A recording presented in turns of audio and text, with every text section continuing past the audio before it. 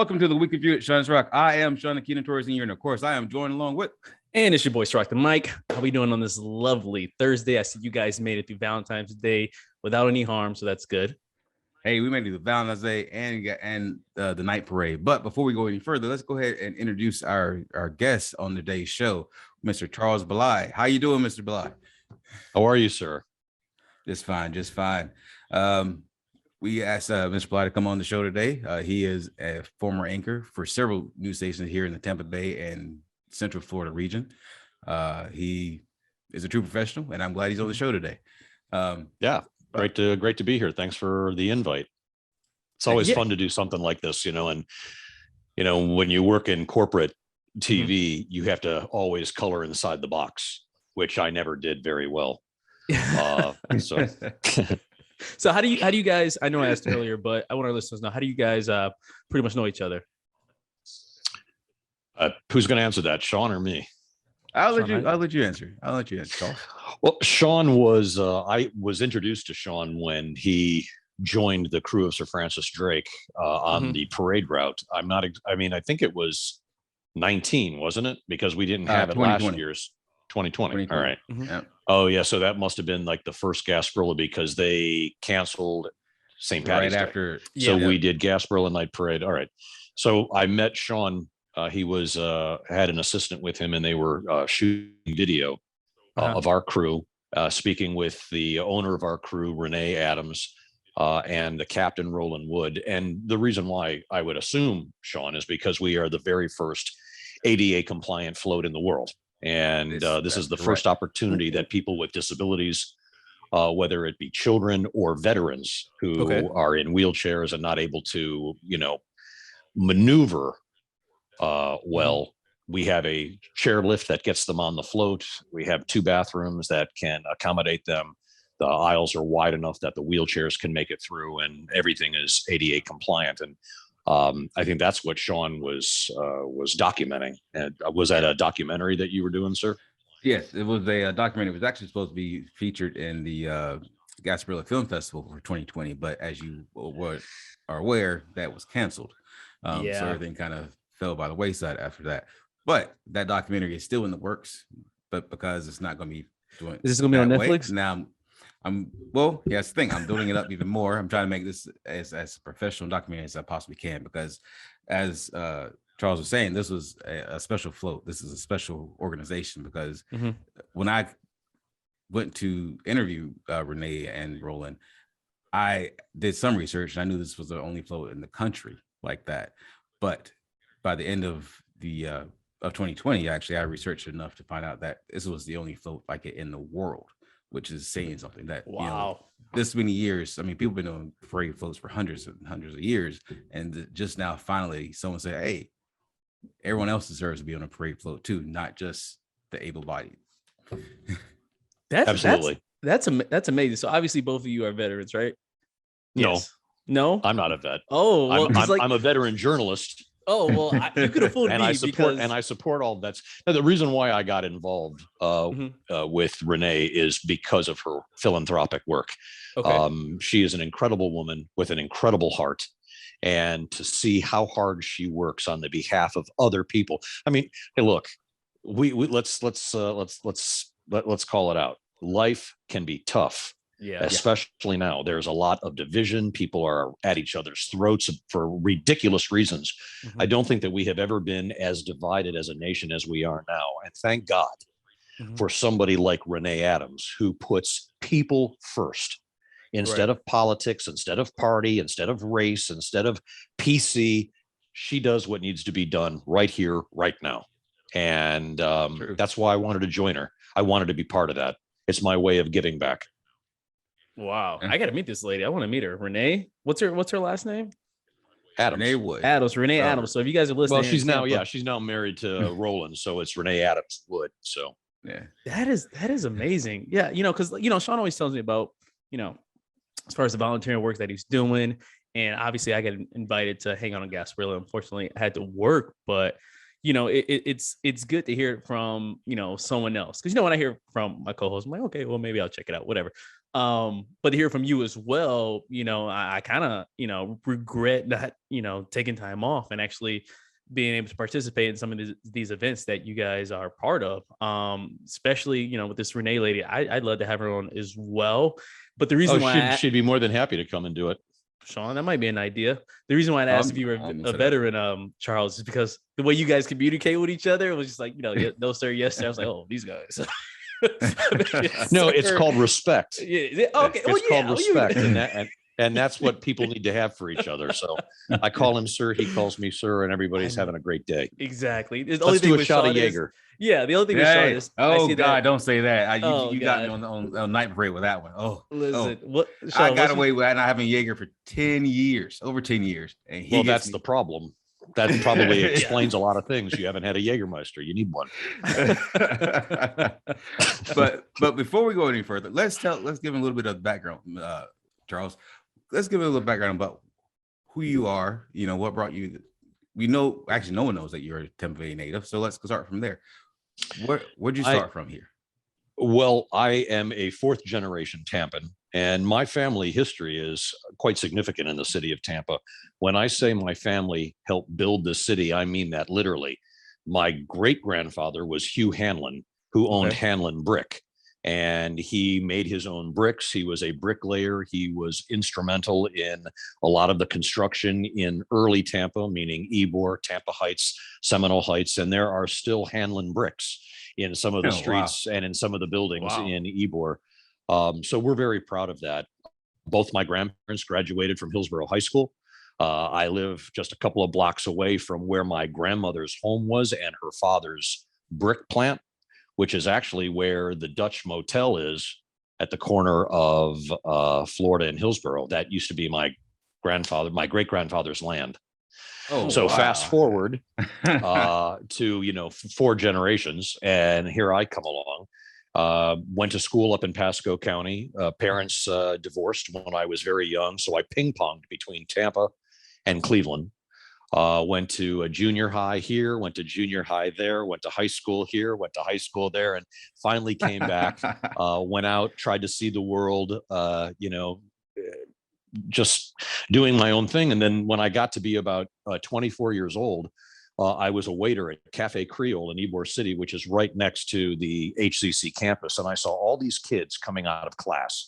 And I remember looking at them and thinking, my God, what bright futures all of these kids have. And I looked down at me holding dirty dishes that I had just cleaned off of somebody's table. And not that there is anything wrong with that work, but I mean, I put myself through school doing that and spinning records and, whatever I could to make my tuition and pay my rent. I mean, there were many times that my parents don't know that I went to bed hungry.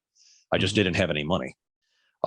It went for books. It went for gas. It went for bus fare. It went for tuition. So those hard lessons really teach you a lot as you're climbing the ladder. And got into school, started in my major, and reached out to a television station, Channel 44 here. Very, very aggressive. I always, I'm not afraid of anything. I'll go and get what I want.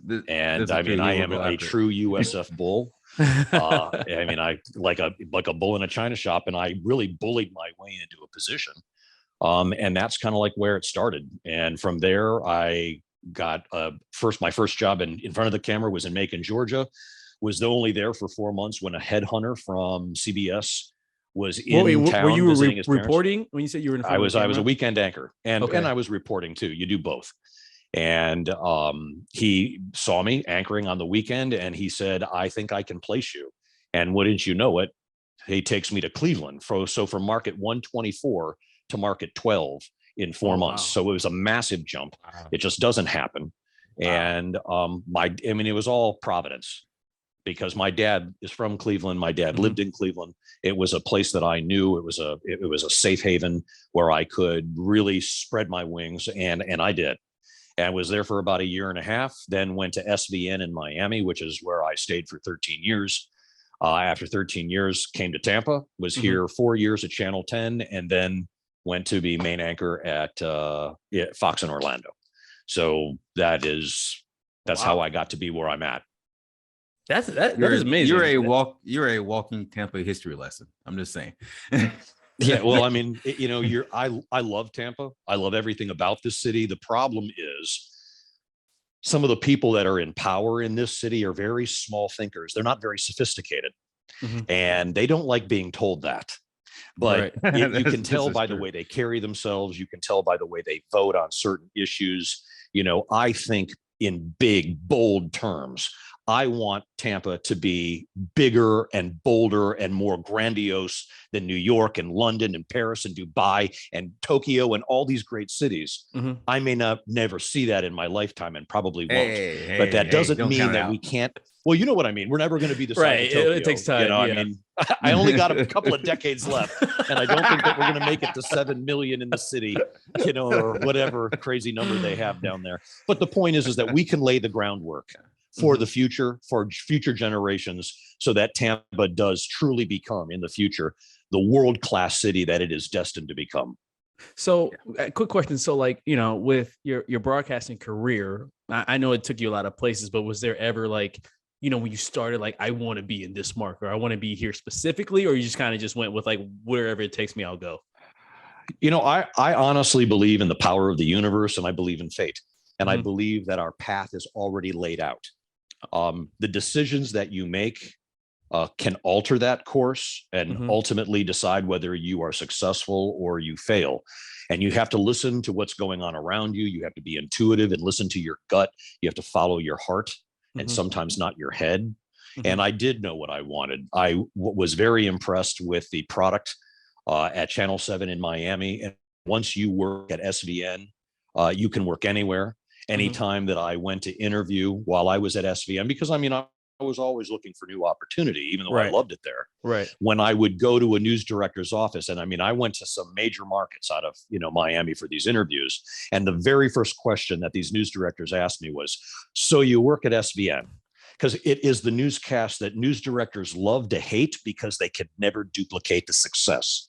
So it's easy for them to say to me in an office, say, we tried the SVN product, but that it didn't work here. And I go, really? And I look around in their newsroom and I go, who from SVN works here? And they go, oh, well, nobody. And I said, okay, well, then you don't know what SVN is, and you've never done SVN. So it never had a chance to work here because you don't know what you're doing. That's basically what I would tell them. So, it was easy and convenient to say, oh, that won't work, and to dismiss it as fluff. And I've had several general managers dismiss the SVN product as fluff. And you can Google this. This is not my creation. It is the newscast that people love to hate because it is so dynamic, so fantastic, so sensational. And I mean that in the true definition of the word. You are afraid to not watch because you might miss something. It's true. And it was an honor to be able to be a steward of that newscast, to sit at the anchor desk. That Alice thought that I was good enough to sit with some of the best in the business, with some of the most beautiful in the business. It's so flattering. I always remember that. What's the biggest, I guess, what did you learn the most from SVN? That I guess you would learn in the most in regular places. What's that thing that makes them Well, it's good question. Great question. SVN is a machine, and we were the grease that made the machine run. And it is backbreaking. It is psychologically debilitating. It is exhausting, cerebrally, emotionally, psychologically. But wow, what growth as journalists, because they put you through a ringer. It's like when you're down in Homestead, which is 40 minutes away from the city, and you're down there cruising around, and something happens in Fort Lauderdale, which is over an hour away. It's 9:45, and they say, hey, you have to be in Fort Lauderdale at 10 o'clock. You're the lead. I was like, what do you mean? We're 40 minutes away. The lead starts at 15 minutes, and they're like, figure it out. Just somehow, some way, that live truck got into position, and we skid in on two wheels. Mask goes up, clipped up, everything, lights on, we go, and we're there at the top. And you can even see my excitement now, 10 years after I leave it. it was a great experience for me. And I want to publicly thank everybody who was ever involved in any of the decisions to get me there, to keep me there. It was a great time in my life. That's amazing. It reminds me of you ever see that movie with Jake Gyllenhaal? I think it was on Nightcrawler, where he wasn't a reporter, but he was kind of like the cameraman in LA. And basically they'd had like the police scanners. And he'd follow around ambulances, and he bought like a new Charger and all that stuff. And it was just like, it was a big thing. Like a death paparazzi. Yeah, you had to be first on scene to like report it, or it's just like, doesn't even matter after that. And that kind of, and SBN kind of sounds like that. It's like breaking news. It is. I mean, it is the leader in the market. It's the leader in the state. It's probably one of the leaders in the nation. It really is a phenomenon. And anybody who works in news knows that. Anybody who denies that is either stupid or they want you to work disingenuous. For them. Yeah, let you come work for us. So willful ignorance is what I call it. So I see that I actually already knew this, but I see that you're an Emmy nominated. You were an Emmy nominated TV anchor. Do you remember the story or stories that brought that Emmy nomination about? The Emmy nomination was for my coverage of the David Duke riot in Cleveland. And I'll give you the synopsis really quick, because you're talking about Pandora's box, literally. You crack open the top of it and bang, all the worms come out, and you're trying to shove the box shut. And the worms just keep coming. So the worms were the people who were with David Duke. They had decided they were going to hold a meeting at the Lithuanian Club on the east side of Cleveland. And the Lithuanian village, these people, they don't know who David Duke is. They don't know that he was a grand dragon. They don't know that he was controversial, and that, being inside their building could probably mean their building would be burned down. But they took the money because they need it. It's like it's a small minority, little group, and they have to take care of this building. So they gladly take that money. And I don't blame them. I mean, I don't expect everybody to know every single person on the planet. And many of the Lithuanians in that place probably didn't speak English that well. I mean, there really still are parts of Cleveland that are microcosms of their ancestry. You have the Slavic village, and you have Little Italy, and you have, all of these little places in Cleveland where you've got a bunch of nationalities that are, packed tightly together. And they didn't really know anything about David Duke. Okay, so fast forward. Somebody finds out that he's having a meeting there, and about 4 or 5, maybe 10 protesters start walking around in front of the front door. David Duke, I was interviewing him, and he was kind of like mocking them through the glass, and they could see what was going on. And they started kicking in the glass at the base of the building. And that, of course, started to make David Duke very nervous. So he tears off upstairs, and we get thrown out of the building. And now we're out there with, the protesters. And 10 turns to 20, turns to 50, turns to 100, turns to 200, turns to 500. And then the next thing you know, here come the SWAT team standing in the middle of, I think it was 65th Street, East 65th. And on one side are all the protesters, and on the other side is a little Lithuanian village, just that building. So it's the building against all these people. And now all of the SWAT are in the middle of the street, shields up, gear down, everything at the ready. So I'm standing with my photographer in between the protesters and the SWAT team. So here I am, here's the lines. For some strange reason, the protesters decided to charge. And here they come. Now, we're a sandwich. That'll pop my mic. We're a sandwich. We get squashed. And now here are bricks and rocks and shit from the street, hubcaps flying. And I'm thinking to myself, Charles, you and your photographer could be in serious trouble right now. Like, if you get hit in the head with a brick, it could kill you. And that's all joking aside. This is a very dangerous business, because things happen like that. Yeah. And that's exactly the way it happened. Well, my photographer just was running around shooting video, and I was taking tapes out of his camera and going into the live truck and basically just laying down all of this action, which I introed live. And I had several executive producers who were watching at the time, and city council members that was their district. These were their constituents. And they said, well, we were kind of like half asleep on the couch, kind of watching the news. And the next thing you know, we were sitting rigid in our chairs, watching what was going on in our city, a full-fledged riot between protesters who were upset that David Duke had the nerve to show his face in a city like Cleveland, which is roughly 65% African-American. Right. So he's not really welcome there. But the Lithuanian village people didn't really know.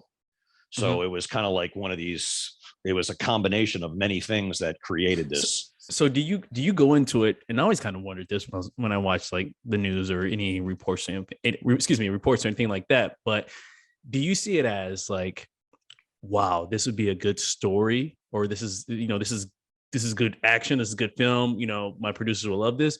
Or do you see it as like issues that you truly like care about? You know what I mean? Both. It's both. I mean, and we can pitch stories that are important to us and things we want to cover, but ultimately that it comes down to, news managers deciding what stories they're going to cover. And many times they put you on stories that you don't want to do. And that's one of the reasons why I've left news. We're still, there are still shops that are covering house fires. There are still anchor teams that put all four anchors at the news desk at the end, and they do that. It's like, Jesus Christ Almighty. 1980 called, they want their shit back. And it has never evolved. It's the same thing. We still have the open. We come out to the anchors. We toss to the live shot. We go to weather. We toss back to the anchors. We go to sports. We toss back to the anchors. We say bye-bye, and it's over. And that format today is the same format they had when they launched in the late 60s, early 70s. Now it's not changed. Well, today though, like, me and Shawn talk about this a lot. It's like, yeah, there's the morning news, the midday news, evening news, night news, whatever you want to call it. But in 2022, it's like, obviously there's always controversy with believing what's on the news. And now with, the internet, with all these social media outlets, with, people going live, like just like us, live on Facebook, podcasts, whatever you want to call it. Do you think it's shifting from people actually getting legitimate information from a news source to just finding out their own information? What is a legitimate source? Even now we could say that both sides of the media aisle are complicit. I fortunately was working during COVID. I worked more during COVID. There were people who were losing their jobs left and right. And I was working more hours and more shows. So in a way, COVID was great for me financially. And from a social standpoint, I was reporting every single day on the hardships of humanity, people dying, people trying to get tested, hospitals shut down, packed full, body bags being stacked in refrigerated trucks. This is kind of like what we saw. And I'm glad that like my final year in news, in broadcast news, was a story of this magnitude, because it really showed humanity for what it is. It exposed a lot of people, and it also exposed the media. And it had my contract was expiring anyway. And I kind of was like, I think I'm reaching the end of, I'm up here, I'm full. And I think that these last few years, I want to do something else and spread my wings. I don't want to be chained to a desk. Yeah. And I think what to do. Right. Well, I've always had a problem with being told what to do, because I've turned 4 television stations from last place to first place. So I don't really need anybody telling me what I can and can't accomplish. I know what I can do. I have a track record of it. I've saved the rating sheets. I know, it's like, why don't you open your own TV station? Might as well. You got the experience, you got the knowledge, you got the skills. I'll just pull a couple $100 million out of my ass. Hey, we'll figure it out. We'll open up the doors. We'll figure it out. I'll hire you two. It's the billions these days. Reporting from, I don't even know. You guys can sit at the anchor desk. I'll hire you guys. Talk about whatever you want. What's a couple of $100 million, right? That's chump change. As long as we can cuss and dress how we want, hey, I'm okay with it. Yeah. But see, and that's part of it. That's the nice part about being able to do something like this. That's why I was so interested in doing it. When you spend 30 years being told to color inside the lines, Yeah.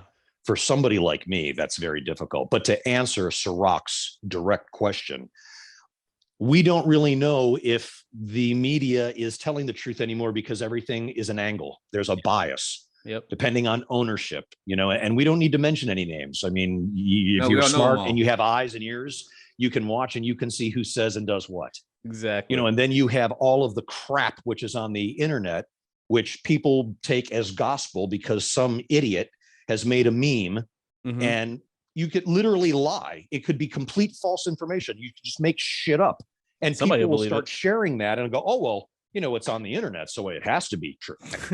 Oh my God. Grandma, get your ass on the internet. Grandma, and I'll tell you something. Grandma is probably smarter than a lot of people because Grandma's going to tell you the truth. She's lived through all this shit. Yeah, they're smart. So that's why that population is so difficult to sway. You can't influence them. They're pretty savvy. You don't live 60, 70, 80 years and not learn anything. That is very true. Go ahead, Shawn. Go ahead. Go ahead. You're fine.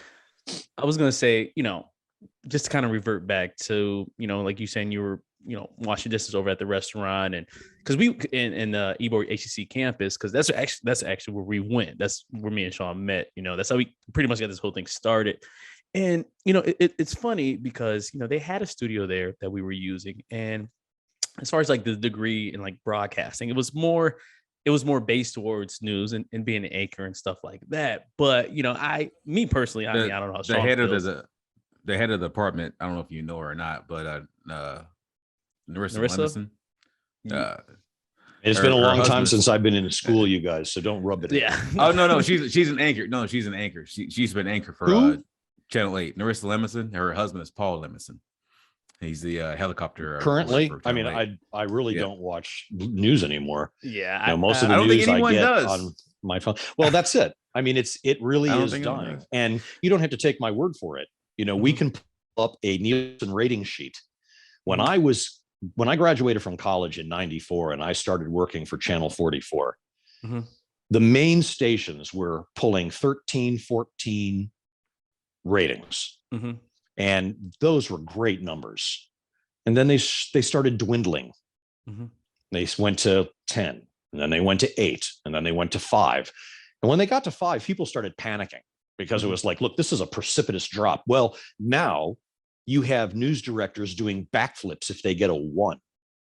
Wow. That is how much, what's the word I'm looking for? Bleed has taken place, because back in the days when local news was very popular and you would have a 60, 70 share and everybody would be watching at 6 o'clock, it's because there were only 3 television stations. There was no computer. There was no cell phone, smartphone. You didn't even have pagers back then. You didn't even have cable back then. So your choices were NBC, CBS, ABC.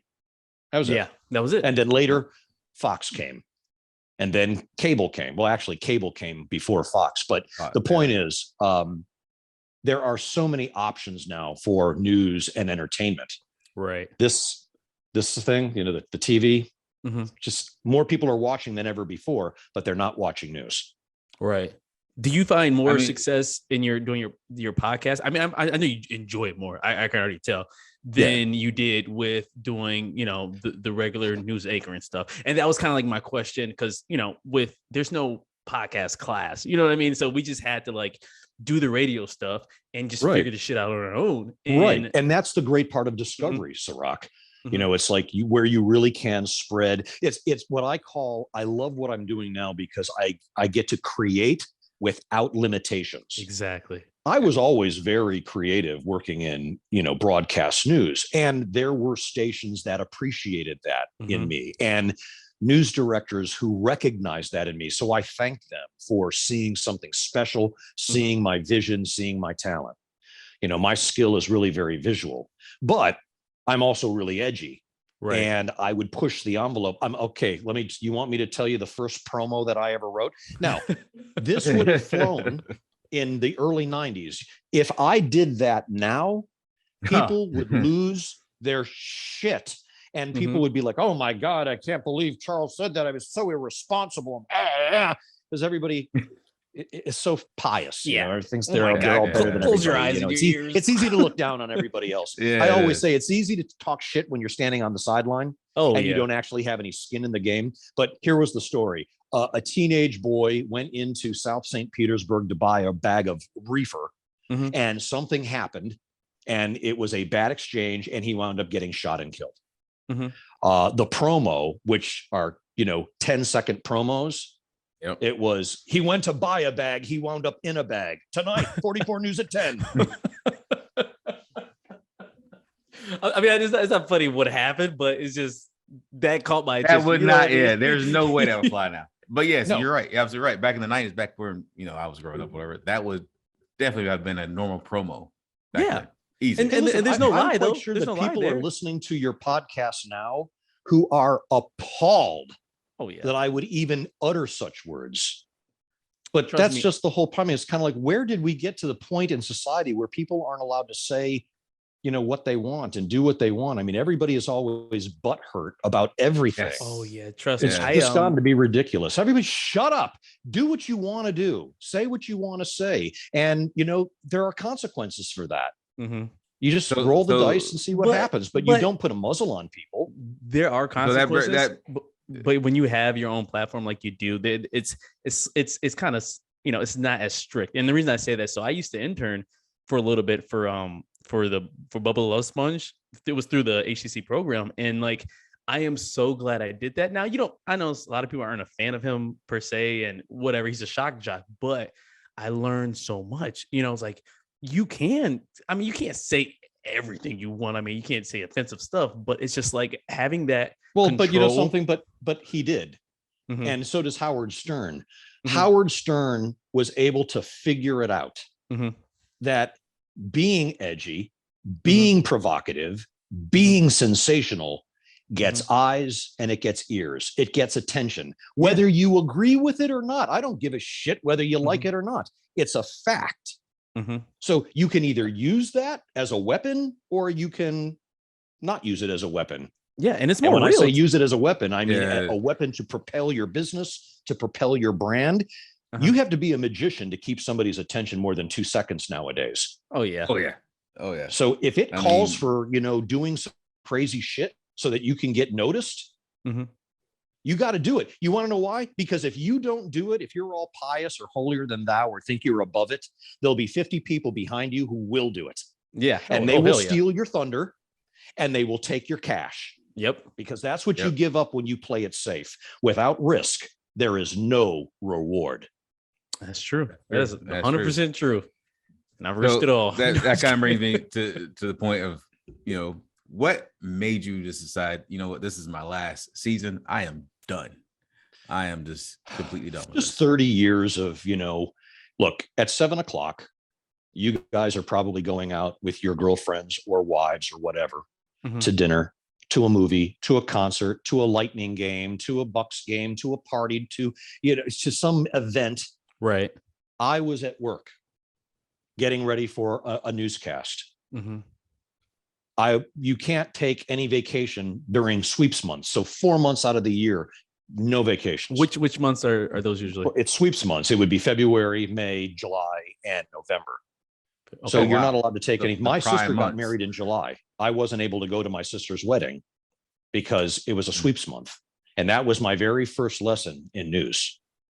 It's like, get used to the sacrifice. And I've really given my youth 30 years of my life, I gave to an industry that would slit my throat. Yep. And not even think twice about it. Replace you in 24 hours. Yeah, you could die and you'd be replaced within a week. Yeah. I mean, listen, I don't mean to just target that one business because business is business. Right. Exactly. If a CEO dies, they're going to replace him too. Right. Everybody is, expendable. But there just seems to be more turnover at that level. And it's just, I was just done with it. I'm tired of the, they're paying people less. So people who really need to make money, like, men, they've kind of like, they're the head of household more or less. And I'm not trying to be sexist, but you can't pay a man $17,000 when he's got a wife and a kid at home. Yeah. But that's what they're paying these kids in these small markets, market 200, market 150. They start them out at, 18, 19, 20, 25,000. I started at 17.5 as a weekend anchor. See, yeah, but you're not even motivated to work. But see, so we have a couple people from our class who went on. I won't mention the actual stations they work for, but it goes to what you said. Back in the time, one of our friends is picked up as a producer. That's easily at least a $30,000 job. But he got hired for basically minimum wage. Another buddy of ours, TV doesn't want to pay anymore. The reason why they've gotten rid of all of the veteran anchors is because the veteran anchors were making $350,000, $400,000 in a city like Tampa. That's where all the money is. Right. So, but not anymore, because they can chop the heads off of all of those anchors, and they can save that money, and they can pay somebody right out of college, a pretty young thing or a handsome young guy. They can put them up there, and they'll work for $70,000, $80,000 a year. Yeah. I mean, that's unheard of as an anchor in the industry. I mean, never in a million years would I have taken money like that. I would have told them to stick it up their ass. Exactly. But nowadays, YouTube, that is baby. That's it. It's a take it or leave it thing. Yeah. So, now that wasn't my case. I mean, I'm a 30-year veteran, and I was a main anchor, at a station. So, I mean, I did very well, but it's nothing to say that somebody could have their head chopped off next. Yeah. I was telling Shawn, like, I think the shift, and I've been saying this for years, it's what we do now. It's YouTube, it's Facebook, it's you are your own station at this point in time. You know what I mean? And you can make, if you are entertaining, if you are giving legitimate information and you're personable and people like you, you're gonna make the money regardless. It's just like being good at a sport. Like, it doesn't matter where you at. If you got the talent, somebody's gonna freaking find you, or you're gonna find a way to take advantage of it. And and with this new digital age, you're kind of seeing like the people are getting weeded out that will always got a handout versus, the people who are self-made, like yourself, right? You can just start a podcast, boom, you're going to have a following regardless. Doesn't matter what you do. And let me say, this is one of the lessons. See, I'm Gen X. We had to, as a generation, we had to bridge the gap between analog and digital. We weren't raised with computers. I had a typing class in high school. There were no computers. Yeah. But as I got into college, it started to roll over. So we really had to do the work of figuring out this new technology, whereas your generation was really born into it. But I'll tell you what I have, and millennials get a bad rap all the time. But I will tell you what millennials taught me. And this answers your question that you asked me first. It's like, what was the final straw? What was it? Millennials taught Gen X how to say no. Yeah. Because Gen X would never say no. They could have told me my first job, Charles, you're not reporting today. You're going to clean the toilets. And I'd go, okay. All right. Because it was what we did as a generation. We didn't whine. We didn't complain. It was just nose to the grindstone, because that's what we knew. Millennials were raised very differently. And they have figured out a way to stick it in a corporation's ass, because don't take my word for it. Google hiring millennials. Just Google that. Lazy piece of shit's the one to work. Well, it's not that. It's really not that. So, that's kind of like what it can be misconstrued as that. Right. But millennials aren't necessarily lazy. They just see the bigger picture. They're like, I'm not going to work like a dog and give my life to a corporation. I don't have to. I'm going to do it in a different way. And you guys this is an example of it. You're doing it right now. You found a different way. You're not working for anybody else. You're working for yourself. You figured out, I don't have to get one paycheck from one place. Like I did as a generation, like boomers did. Boomers worked for a company for 35 years so they could get a pension and kick back with their Social Security. That shit doesn't exist anymore. Millennials are smart enough to know that. So they have figured out ways to make money in multiple places. So you have a little bit here, a little bit here, a little bit here, a little bit, all in the pot. That can equal the one paycheck from corporate America. And that's the thing that millennials were smart enough to figure out. Yeah. So I thank them for that, because I have 2 producers for my podcast who are millennials, and they are as sharp as tacks. And I thank God for their skills every day. You guys have the same skills. And it's funny you say that, that's the thing though, because my co-host, he's a millennial and I'm an 80s baby. Literally, I'm 89. What year, Shawn? 80, literally 80. Oh, so you are Gen X. You made it by the skin of your teeth. Barely. But I do learn 89, so 32. My co-host. Okay, so you could almost be a Zennial, but he's definitely a millennial. But he's an early millennial. Yeah. Because there was that space in between like 88 and 80. They called that Zennials. Okay. We just confused. It's a real thing. We're just a confused bunch. Like, I don't know. That's the truth. Because Gen X only had, normally a generation is 20 years. Gen X only got 15, 1965 to 1980. Well, that really is not a long enough. That's a very small generation. So they added a couple of years in between what they would consider millennials who came of age in the year 2000. So that little area in between 81 and 88, they call them Zennials. It's a cross between Gen X, and millennials. That's a true thing. It's a real thing. What's the most recent one? Gen Z, right? Now the new one is called Alpha. Gen Alpha. Jesus but Christ. before Alpha, it was Gen Z. So in order, it goes greatest generation, silent generation, boomers, Gen X, millennials. I said millennials, and then Gen Y. What? That's kind of like what they called the later millennials, and then Gen Z, and now the new generation is called Gen Alpha. Jesus, can't keep up with all these generations. Yeah, well, it means you're getting old. Yeah, I was like, wait, what are you 32? Oh man, no, but you're right. A whole about the choosing to work, for yourself. And the reason I say that is because when COVID happened, and everybody was losing their jobs, or the market was crashing, whatever it may be. And I remember my dad was telling me, because he was planning to retire. He was like 64, 65, whatever. He's been at the same company for 30 plus years, treated him well, always been good. And a lot of the retirement, I believe, and correct me if I'm wrong, is like tied up in whatever markets and stuff like that. And when things went south, it's just like it's like watching your investments just tank. And the 30 years of work you put in is, you're putting all this faith in your company to send you off right into the sunset. And then something happens, it's just like, oh, well, we got to let you go, or, we're cutting back. And it's just like, just thinking about that, I would be livid. I see why people come shoot up their jobs about it. And there's nothing you can do about it. They come to you and they say, hey, guess what? Pension folded. You're not getting a pension. And there are people who counted on that pension. Yep. They tried to do that to my dad. My dad worked for one company for almost his entire life. He ran the plant. He used to pick up the owner of the corporation at the airport and drive him around. Good friends. He needed anything, he'd call my dad in the middle of the night. There was a problem. They'd call my dad in the middle of the night. Right before my dad was ready to retire with his full pension, suddenly my dad was a problem. Yeah. Yep. Bullshit. And that's what that was. That was called being stabbed in the back. And that's what corporations will do. They don't care because the bottom line is money.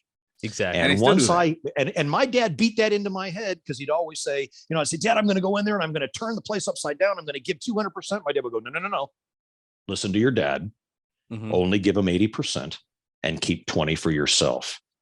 And I go, no, Dad, you know how I am, Dad. I have to give 150%. I'm going to crush that bitch. And he goes, no, you're only going to give 80% and you're going to keep 20 for yourself. And I go, Dad, what the hell does that mean, Dad? Keep 20%. Keep 20% of what? What does that mean?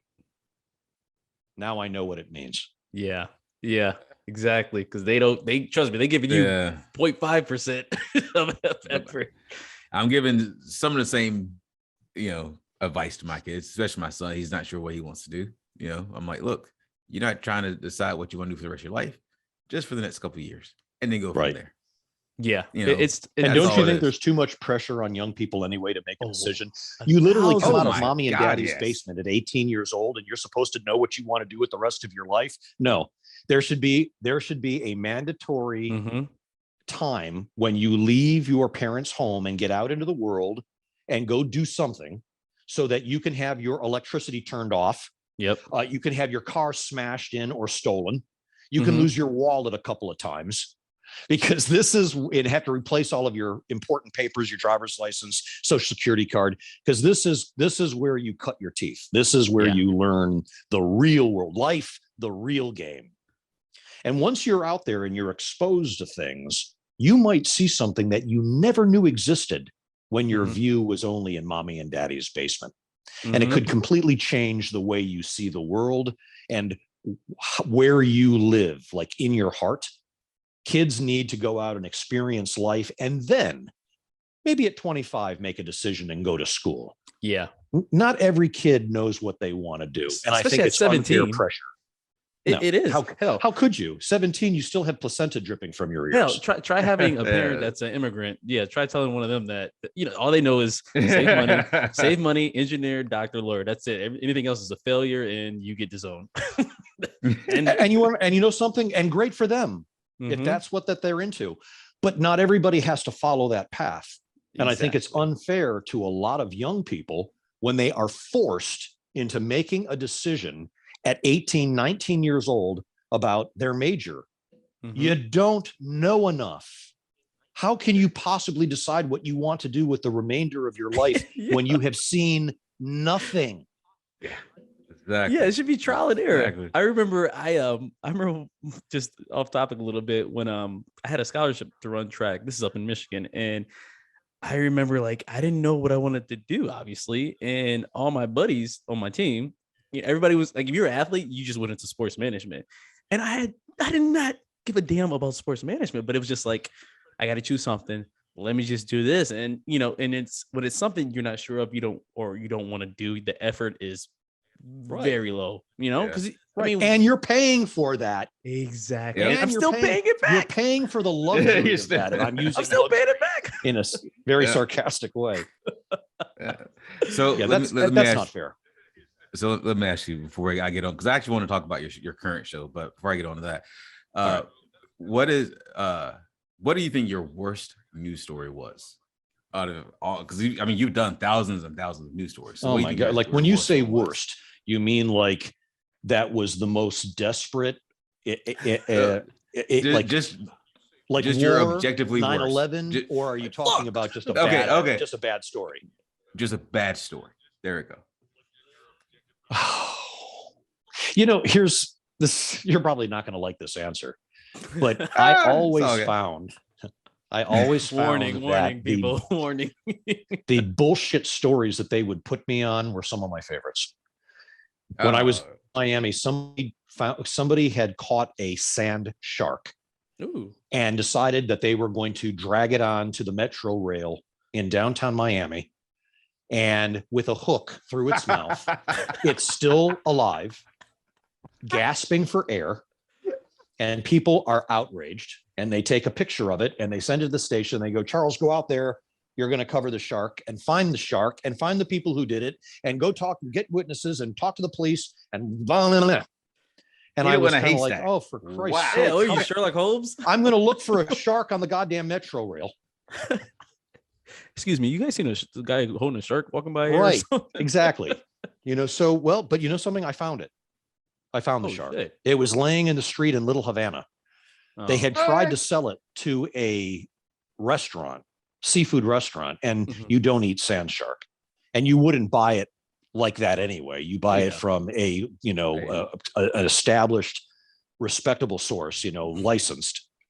And you know that it's fresh and isn't going to kill your customers. You don't buy a shark that somebody's dragged up 7th Avenue or a Cayocho. And it wound up being a really great story. So on its face, it sounds completely stupid. Mm-hmm. But when I actually found the shark and we saw how outraged people were, that is kind of like, they send me to these stories that were completely ridiculous, but then they actually turned into great stories. storytelling moments. Yeah. And I'm telling you, that shark story got a lot of play, tons of play. And that's how it is now. It's like, you go on the news and it'll be like, oh, gas prices are going up. Oh, that's boring. They'd be like, man eats bath salts. You'd be like, oh shit, we gotta hear about this story. Okay, well, if that's the case, I'll tell you the story that went the most viral in my career was the girl with 3 tits. Jasmine Tri-Devil. You guys know who I'm talking about? Yeah. Okay, well, I am the only journalist on the planet to get an interview out of her. Oh, no way! I gotta watch that. Well, you got a computer in front of you. Yeah. Google perv, PERV, like pervert. Perv anchor asked to see them again. I was the cover of TMZ the morning after that story aired, and they all told me, they were like, "Oh, this isn't a story," and I was like, "You people are nuts." Oh, it's like safe search. What's safe search? Like if it's it's a new Google, it's an update. I don't know. Oh, I don't know what that means. Let's see. No, anyway, you'll find the article. Here, I'll keep looking for it. What was I gonna say? Well, put in Jasmine. Put in perv anchor Jasmine Tri-Devil, Tampa. TMZ. Oh yeah, that's the other thing you need to put in is TMZ. Perv anchor asked to see them again. TMZ. Isn't it funny? You were on TMZ. I mean, you've been on Fox, you've been on CNN, so I guess you're gonna Letterman, hit them all. Show, Jimmy Fallon, all of it.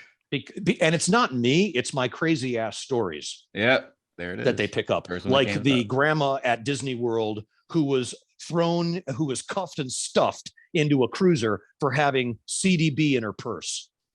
I'm watching it now. I would show it, but we get kicked off Facebook. I'm watching it. This is great. Oh man, she looks happy to do it too. Oh yeah, she had a big old smile on her face. It's like how TMZ is like more reputable than like major news stations. Hey, listen, if people can make fun of that, and they have. They'll be like, "Oh yeah, real credible journalism, Charles. You wind up on the cover of TMZ," and I go, "Well, you're not on the cover." Yeah, exactly. Hell, I remember when. What have you done? I remember when I hate to say this because he's my favorite player, but when Kobe Bryant died, TMZ was the first to report, and it was true, and then all the other news outlets kind of caught up. But it's just like, TMZ kind of like made their name for themselves when they announced that Michael Jackson died, because when we found out when that crossed the wires, it was TMZ that was reporting it, and they were like, "Charles, mic up, Michael Jackson's dead." I said, "I'm not reporting that." I said, "Who's TMZ? That's not a credible source." Now, remember how far back we're talking. Yeah. Yep. But they were right. And they were right about the death of Whitney Houston. And they were right about, the situation. Who was the other one that they broke the news of? Can't remember now. But they have earned the reputation of being a source of record. Yeah. You can attribute things to them because they've been right almost every time.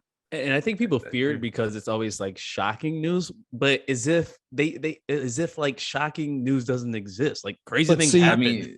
If there wasn't anybody eating this, if there wasn't anybody consuming it, they wouldn't be putting it out. Yeah. I mean, the biggest thing that a lot of people have against them is, they pay for stories. Well, technically, they're always paying for stories. The news people, they're not. Who cares if you pay for stories? You get the story. Yeah, exactly. Who cares if you pay for the story? You got the story. That is true. And this is what I'm talking. Here's all the old bullshit rules. Oh, we have to operate in this parameter. And if you step outside, then you're really not a journalist. And it's not. Yeah. Who said who the fuck are you? Shut up, sit down, take several seats. Exactly. I don't want to hear from you. You're a fucking dinosaur. I smell extinction. Park it. That's true. Yeah, you guys can see I'm shy.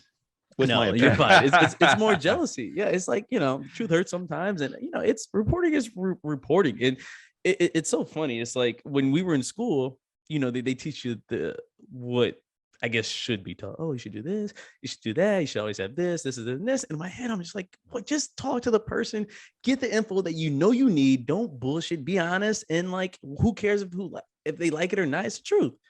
It's the truth. Hell, I think that's why with, and I'm not a huge fan of, not really a fan at all, but with the past election, it's the same type of deal. You either like somebody for telling the truth or you hate somebody for telling the truth. It is what it is. But it's better than being, jerked around or lied to, or, and so on and so forth. So it's hey, if money gets the truth out of you, then hey, money talks. Oh, dude, I'd tell the truth for free. Well, I mean, look, I mean, that's the whole point. I mean, whether you like it or not, money makes the world go round, and there's a lot of competition out there. So you can take the high road and see if it gets you anywhere. But we've kind of like seen where the high road gets you. Doesn't really get you anywhere. You fight a bully in the gutter. You get down at his level. I love Michelle Obama, but she was wrong. When they go low, we don't go high. We saw how that worked out. Yeah. When they go low, we go lower. We go lower. That's how you fight a bully. That's how you fight a bully. You don't go high with a bully. You pop him in the you pop him in the mouth. It's a great quote. It was on this cartoon I used to watch when I was a kid, Rocket Power, and there was one episode where it was a situation with a bully that did something, and he was talking to his son. I think his name was Otto. He was like, Otto, now you know what we say. We don't get mad. He said, yeah, we get even. We don't get mad. We get even. Yeah. And that's how it is, truthfully, I mean, listen, so, you can romanticize life all you want. You can romanticize life all you want. But there's something called reality. Yeah. And romanticism isn't reality. No, reality smacks you in your face. Which brings me to Charles Billi Unleashed. Yes. So, this is your current podcast. This is where you get to say what you want, how you want, when you want. And you're not just doing it as a podcast, though. That's the thing. Let's kind of take that. You're doing it you're carrying it as a reporter still. You're going out on the scenes. You almost have not a camera crew, but you have your camera with you. You're out there reporting what's out there, not just sitting at a desk and doing a podcast. So how did that come about? What made you want to do it this way? It really, I had I had never listened to a podcast really before all this started, because it's not part of my world. I'm a big reader. I do a lot of reading.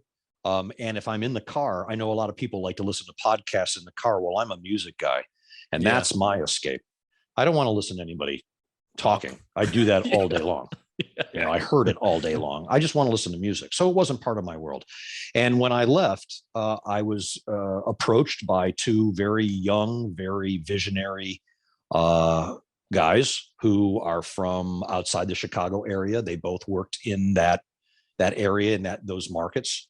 And they wanted to start a new life. And they kind of like discovered me, saw some stuff that I had done online, liked my edge, which is what I've always been told, and contacted me, and the rest is history. They wanted to do the podcast, and they said, Charles, we can sell you. You've got a huge name recognition. You've got a great high Google score. I didn't even know what that meant. Yeah, I've never heard of that. I don't even know what that is. But it exists. And so, it was kind of like they said we wanted to do it. But I told them, I said, look, I don't want to do radio in the new millennium. I said, there has to be a visual component, because that's really where my talent is. I want people to watch and be entertained. Yeah. So that's why I take the camera out, and we do something called the 3-minute road show, where I take my crew or my camera to some place where you can drive within, anywhere. And we put a piece together in 3 minutes, and we give you a little flavor of something that many people didn't know exists. The very first one we did was Casadega, which is the largest spiritualist community in the world. And it's just north of Orlando. I pitched that story when I was working in Orlando, and the management told me, oh, it's not a story. Everybody knows what it is. I was like, really? Well, I'm from Florida, and I've never heard of Casadega. Yeah. And I started asking around, and nobody in Tampa had heard of it. So I was kind of like, you people are nuts as usual. You don't know what's going on. You think you do, but you don't.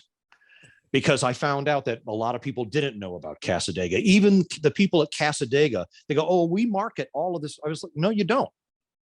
because nobody knows. And they do have visitors. They do have a marketing scheme, but I think that it could have been bigger. And that's one of the things that we wanted to do for them was to get the name Casadega even further than what their marketing platform was currently doing, who they were reaching. We knew that we could reach a larger, broader audience, and it was fascinating. So, I mean, it was great. We went on the evening of on Friday evenings. They have what's called the paranormal tour. Oh, that sounds pretty cool. It's creepy. It's dark, and things go still being haunted today. Yeah, and it was great fun. And it was the highlight of the first podcast because I received so many emails from people who were like, Charles, I had no idea. And where do I find it? And it was kind of like Google. Yeah. You check my Google score? Google.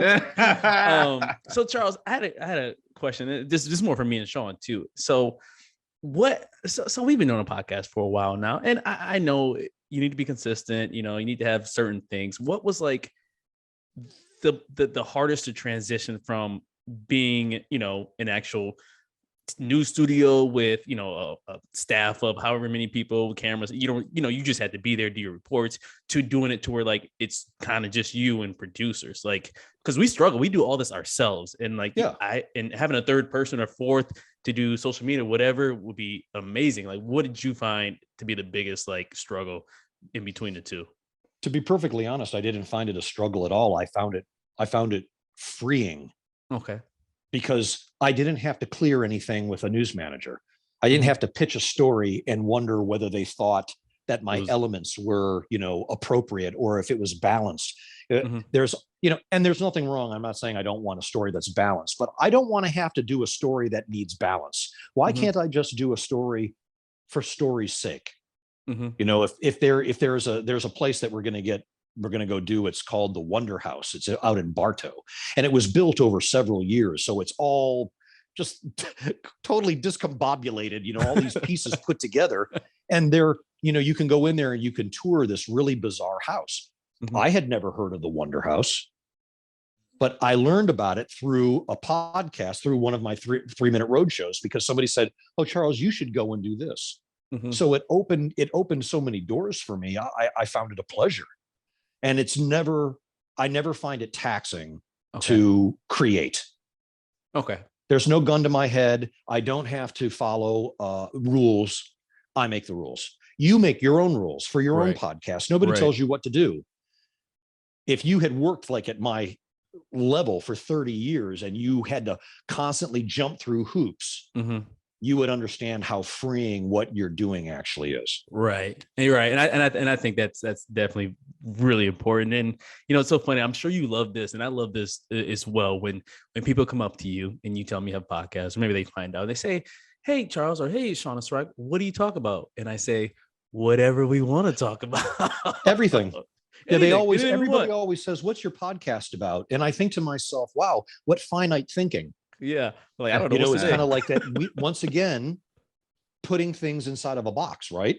Yeah. It's like we talk about everything. I mean, the last podcast, we talked about falling iguanas and crypto. Yep. It's frozen iguanas and crypto. It's crazy. And it's like people, and I always ask, when people ask me, like, what's the hardest part? And I would usually say, I say this every time I say, the hardest part is, not trying to shut it down under 2 hours or 3 hours, something like that. It's because we could go on for hours and hours and hours and hours. That's the hard part. That's about it. Yeah. Well, yeah, that is the hard part, and you have to kind of like, you have to have a roadmap. You have to know where you're starting. You have to know the path you're going to take, and you have to know where your ending point is.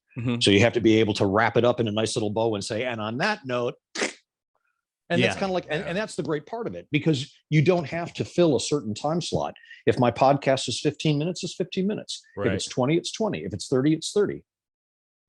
But we try and keep it. We have always kept it under 30 minutes because people have a very short attention span. Yeah. Yep. See, I noticed that too. It's the worst when you have like a good show, but it doesn't get good to the end or something like that. And you're like, you gotta listen to the end part. So like what, as far as like goals. So let me ask you a question then. Okay. So let me put you to the test. Okay. So you have a podcast that is, okay in the beginning, but it's really great at the end. Okay. What do? Flip it, edit it, put it in first, and then put you cut it where it starts getting good, and you move it to the front, and you let them get hooked, and then you come back out and say, and that's just the tip of the iceberg. Wait till you hear where this bitch went next. Tune in next week. No, keep watching. Yeah, because we're going to go back to it. There's kind of like a rule in news. If you've got a really great piece of video, you show it once, you show it twice, you show it 3 times. When you are scrolling through your news feed and there's some crazy ass video that you see, do you watch it once? No, I watched it about 3 times. Right. Just in case I missed anything. Like, wait a minute. Right. What did he say? And trying to tell this to news managers who are these dinosaurs. They can't fathom this shit. It's like they look at me like I dropped out of a spaceship. Yeah. It's like, but that's what you do when you watch your phone. Exactly. What don't you get? Exactly. Like, you can't tell the algorithm. they have all the answers. As that solid 1 rating indicates. That's insane, man. And Charles, we're happy for you, man. Like, I don't know what your schedule is coming up, but man, we'd love to come on your show maybe, and absolutely give you a good 15 minutes of just straight anarchy. But we can all, and you can tell that's what we are. A little anarchy, and really, I mean, I wasn't exactly sure how the podcast was going to take shape, and I created a format, and I wanted it fast, and there was a 3-minute time limit on each subject because I wanted it to roll. I mean, we throw the kitchen sink at you. And I think that's one of the reasons why it's been so successful. And because it's always been what people have told me, even when I was in broadcasting. They're like, people would come up to me in the street and say, Charles, my wife and I watch you every night at 10 o'clock. She'll be finishing the dishes and say, hey, honey, it's 10 o'clock. Come on in here. We have to see what greatest feeling ever say tonight. But isn't that because I was so unpredictable? And that's what my podcast is. It's unpredictable. But don't you love that feeling though? Like when people you don't even know will reach out to you and just, hey, keep doing what you're doing. You're killing the game. Dude, I love it. I'll be at work, and I work at a bar. Go figure. My name's Serak. But anyway, I'll be at a bar, and I'll have. They're usually like friends or people I kind of know. Like, oh man, dude, I liked the show last week. And in my head, I'm like, damn, I didn't even know you listened. Right. That is really interesting when people come up and you find out who is listening. Yeah. Because you don't know. You see the numbers. They're listening, but you don't know who. But you don't know who's listening. Yeah. And then somebody will reach out, or somebody will say, "Oh, hey, Charles, I caught that last podcast. I thought that was, a typical smart ass answer that you had." It's like that's why they watch. And it's so freeing not to have to worry about being pulled into an office because I say something that might be a bit edgy. Yep. Because really, newsrooms are run by pilgrims. That's what I say. They're run by pilgrims because they're so worried about what everybody thinks. Instead of taking risks, they play it safe, and safe doesn't win. Safe never wins. Safe never wins. No. And I try to tell my biggest critic that, which is, I'm sure you can guess. So we had on one of our first interviews, we had this guy Forrest. He's a musician. This was like during COVID, and we're asking questions about how he's adjusting to not being able to be out and about. And I don't know what we were talking about at the beginning, but a couple of F words here and there, which I don't care. But I kid you not, a week later, I get a phone call, and guess who's calling? It's mom on the phone. Hey, Serak, I listened to she doesn't even listen, but she listened to this one episode. It's like, yeah, whoever you had on there was saying F this or F that, he needs to wash his mouth out with soap. But it's just, that's my only critic. Everybody else. And you know what you should have said? Which is what I always say to people who maybe 5 times in my career, I had somebody reach out and say something negative, either with a voicemail or an email or a letter. And in the age of being online, like on Facebook, whenever anybody would say anything to me about, you think you're that, or you're an arrogant ass, or, who do you think you are? It's like, you look like a clown, your clothes are bleh. I always used to write one line. Thank you for watching. And it was the last time, they wrote back. You haven't been my mom. Thank you. Like you were watching me, and then you You took see- all of the time necessary to look me up. That is So- very true. That is very true. I mean, I so, always used to. I have a saying about Listen, that. all you guys would see is this, like just my shirt, and then I would just go to school. So before we move on to what the Florida, because I know Charles got things he got to do, and so do we. Just want to say the first time that I knew that we had that people were actually listening to our show was actually when we were still doing it in school, and we went to the Broken Egg Cafe over there in South Tampa, and it was right after the Heart Walk, and it was me and some other people were sitting there, and younger student came up and said, "Oh, I recognize your voice. You do that show on the HEC." I was like, "What show?" She said, "The Weekly Review." I said, "Yeah, me and Serak, we do that show." She's like, "You guys are so great. We listen to every time you guys come on." I was like, "What?" Yeah. I told Serak, and he was just as shocked as I was that people actually. Well, you heard shouldn't us. be in shock. You shouldn't be in shock because people are looking for material. They're attracted to certain things and certain people, and whatever you guys are doing is clearly working for you. So when that happens, you keep doing that. And whenever anybody tells you anything, make sure that you are humble. You say, "Thank you so much for watching. And may I ask, what is it that you like about my work? Or what is it that you like about our podcast?" Right. Because here's the bottom line for both of you. Here's the lesson. And you know this, but for anybody who is watching, for anybody who is thinking about going into any form of communication, the viewer is life and death to you, baby. Yeah. Don't ever forget that, because they have a choice. They can either watch you or they can turn you off. Yep. You want them to watch you. And if that means you get them, it doesn't matter how you do it. You can be incredibly cerebral. You can be incredibly introspective. You can be a complete idiot, but figure it out, because no way is the wrong way. Right. This is the real world, and you got to compete. Exactly. So you grab the bull by the horns. Don't let anybody dissuade you or tell you that you're doing something the wrong way. When you follow your heart and you do what you believe in, you're going to win. You're going to succeed. And that's kind of like been my secret to success. I've never let anybody try to define me. And when they tried, they heard about it. It's a definite clapback for me. Okay. I like That's that. the right way That to do kind of, I had a question about that, but that kind of answers that. The generic, what advice would you give? That type of deal. But no, the that's advice the advice is to do what you want to do. Don't be afraid of anything, because they're like I said before, it's always the idiots who are standing over on the sideline somewhere over there, who have no skin in the game. But it's amazing how much they know about your business. Armchair quarterbacks. Absolutely, they all know the answers. So I always say yes. So how many people are watching your podcast? Now, if you're talking to Joe Rogan, that's one thing. You can say, okay. But most people who are going to critique a local podcast don't have their own.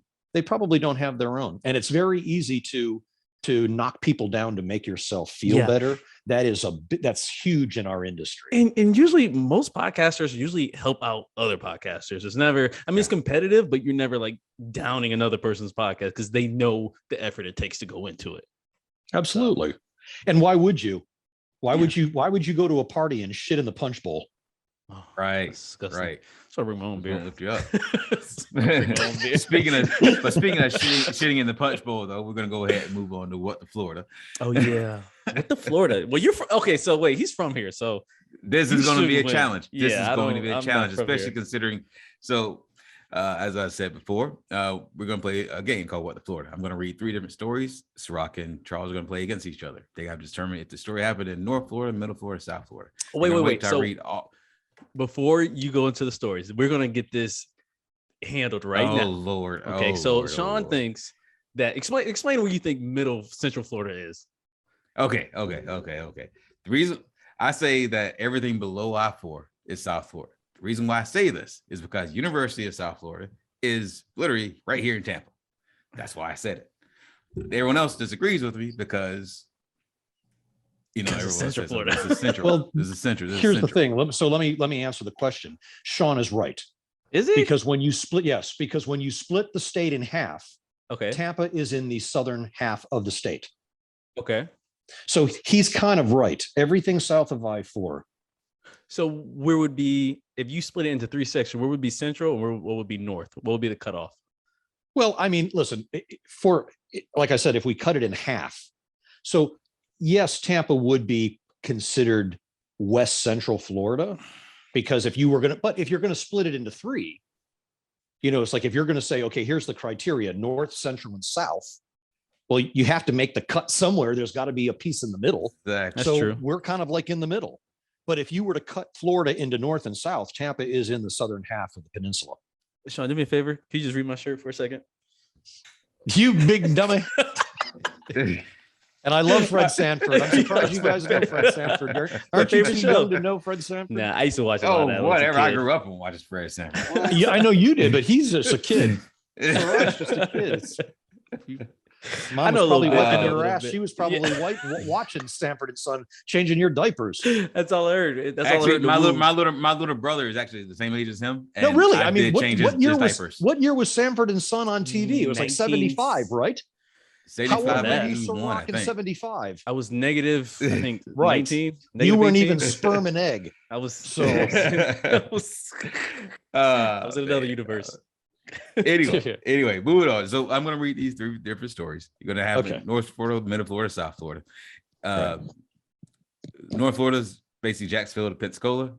Middle Florida is Ocala, Gainesville, and including us apparently. And then below us is considered South Florida. All right. Now, this is going to be a challenge because of your position that you held. You actually know this state like the back of your hand. So let's get into it. Or it could be pressure. I read all 3 different. Well, let me ask, are these news stories, like things that these just are all happened, news stories? Is this history? These are all news stories. Yeah. Okay. Local news stories. But are they historic news stories or are they fresh? They're fresh. They're okay. Well, then neither one of us have an advantage. Just because I've been here my whole life, that doesn't not like I have to try and figure out where it happened. But I know the state pretty well, and I know. That's what I'm saying. That's what I'm saying. You know the state. You know who. Listen, Charles, don't psych yourself out. Don't psych yourself out. I'm not psyching myself out, homeboy. Oh man. All right. First news story. I had to start with this one because this guy's just sick. Florida man arrested after stalking 2 girls, stopping to smoke some crack and play with himself. Here's the story. Oh man. A Florida man who sent 2 girls running for help after they said he followed them outside of a gas station has been arrested on stalking charges.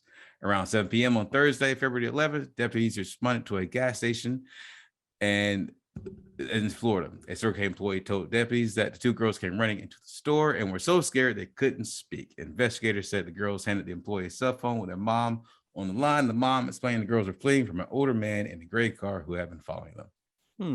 Responding deputies learned the girls were walking south on a road, and when they noticed that an oncoming car was pulling over to their side of the road facing them, they crossed to the other side of the road, but as they passed the car, the driver said something to them, sped away, and then turned around to follow them.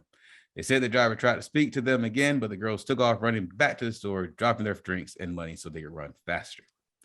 Deputies canvassed in the area, found their polar pops on the ground, still cold, ice spilling out. Found their what on the ground? There are polar pops on the ground. I don't know what a polar pop is. Polar for the candy. I know what a polar pop is. Is that the thing you push up? Oh, wait. That's a push up. What's a polar pop? Go ahead. Oh, push up. All right. The driver.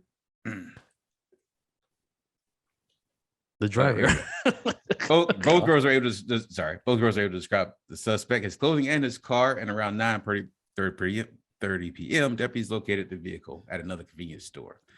Upon contact, the driver asked, "Is this about the 2 girls from earlier?" The driver, identified as 55-year-old Kevin Rich, told deputies he had Kevin Rich on the side of the road to smoke some crack. I think Charles is Googling right now. I think he Googled. No, I'm not. I'm listening. He denied following the girls and told deputies they were just startled by the activity he was engaging in. A criminal history check revealed Rich has 24 prior felony charges and 16 prior misdemeanors, but no prior sex offenses or stalking charges. He was arrested on stalking charges. First time for everything. Second story. Oh, Damn, aren't we going to guess? Are we going to guess? At the end. No. You have to put them in order? Yeah. No. No, not in order. You'll see. We just making up the rules on the fly. Like, no, I don't know. It's not in order. It's not in order. I just read them all and then we just say them in order. Okay. Florida man breaks into a house, gets naked, and jumps into a bathtub. A Florida man was arrested after breaking through a homeowner's window, stripping down and jumping in the bathtub. According to the local news, David Hans, 24, was caught in the act from a home security alert that went off on the homeowner's phone.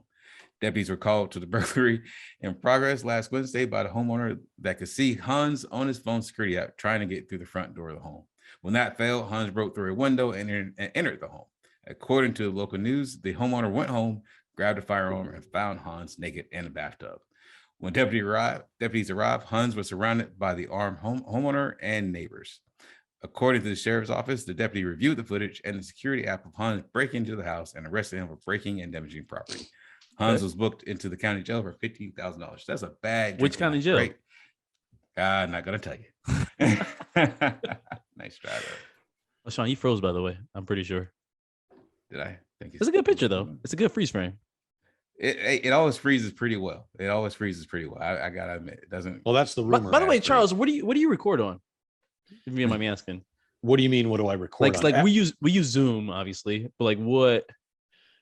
Something you'd have to talk to Kyle. He's my technical guy. Oh, okay. I have no idea. I just stand here and look pretty. Yeah. Like, well, last news story. All right, last news story. Drunken Florida woman on a motorized suitcase leads police on a chase through an airport. Wait, say that again. A drunken Florida woman leads police on a chase on a motorized suitcase.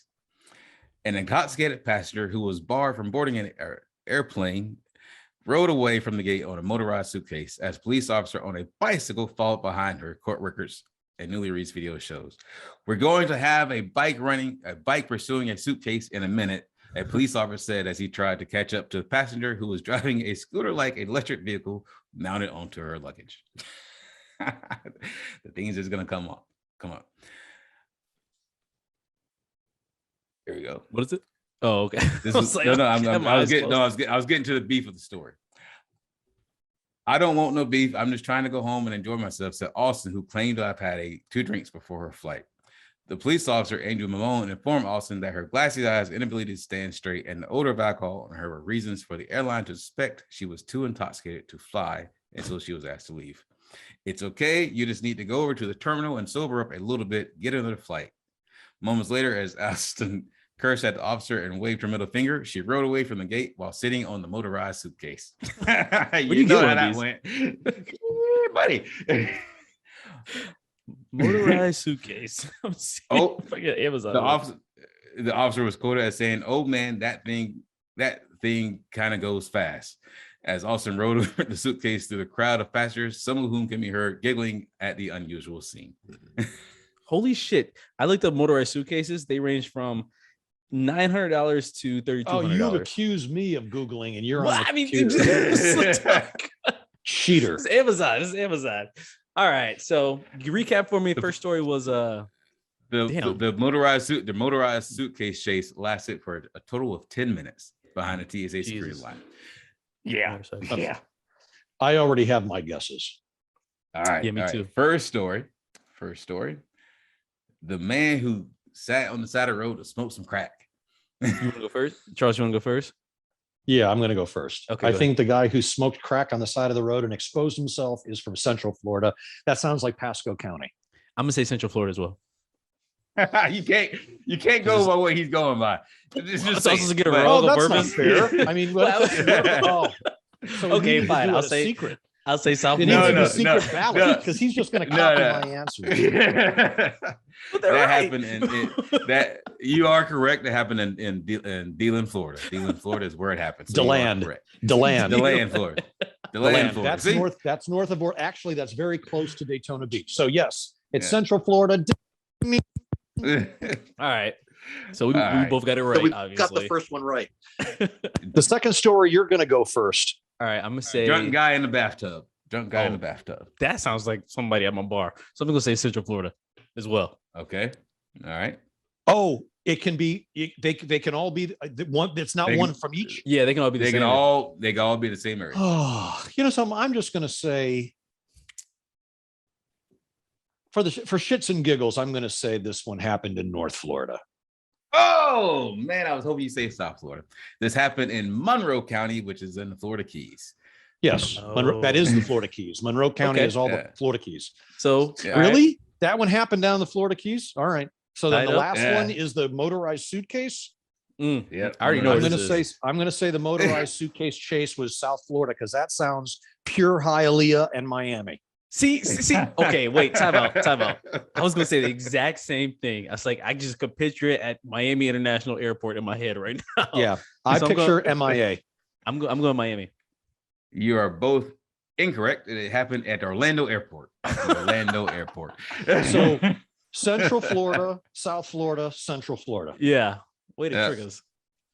Hey, Jesus. I had to bring it. I had an actual native on the show. I had to bring it. I had to bring all the stuff. Well, to be perfectly honest, those stories are not, that type of activity is not germane to one particular area.